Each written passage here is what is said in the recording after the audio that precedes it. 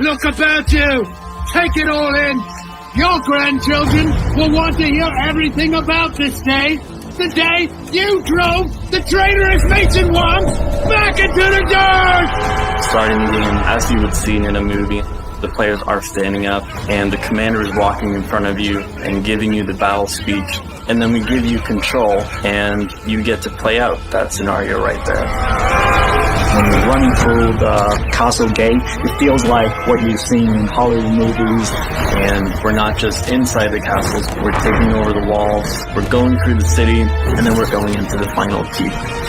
From customizing your face, your scars from battle, to defects, and just the armor, your weapons. There's a lot of player choice in what kind of knight you want to be. The whole personality of the game is meant for you to create your own medieval movie heroes. You're not just sort of a bunch of faceless, nameless mercenaries fighting against another faceless, nameless team. There's a real, actual story going into all the battles. Chivalry 2 tells the epic saga of Argon II, who is king of the Agatha Knights, and he is fighting against King Malric of the Mason Order. The Masons and Agathians have unique sets of personalities that help define our in-game factions and reinforce the lore of the chivalry world. The Mason Order is pretty upfront that they're willing to do whatever it takes. The Agathian Knights are the righteous, noble, but when you look under the surface, there's more going on behind the scenes. Suddenly there's this emotional backstory that's forming behind all the decisions you make in this game. Each map tells a story, and I think that's what makes the maps quite special, especially in our team objective mode.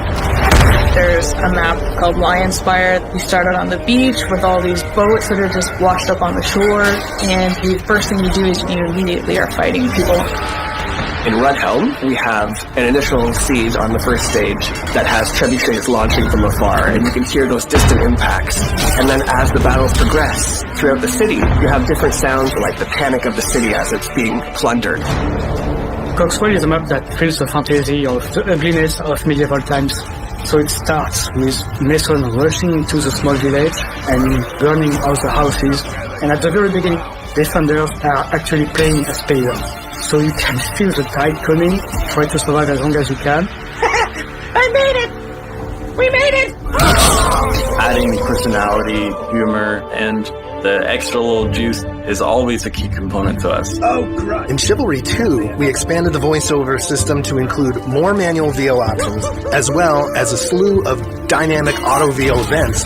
Players can choose voice options during customization to match their ideal on-field personality. I'm gonna rip your heart out through your asshole! We're also letting players change their emotes up as they pick things up in the environment. If you pick up a chicken and you battle cry with it, it's a unique emote compared to if you're just doing it normally. Leave no one alone! The voices for Chivalry 2 really give you a ton of different options. There's the Dark Prince, who's a sadomasochist.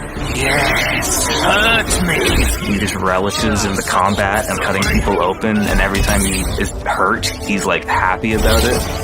You know I'm fueled by pain. There's one character, he thinks he is a god. Everything he says is like, oh, you're welcome for saving your life. We all have an ego.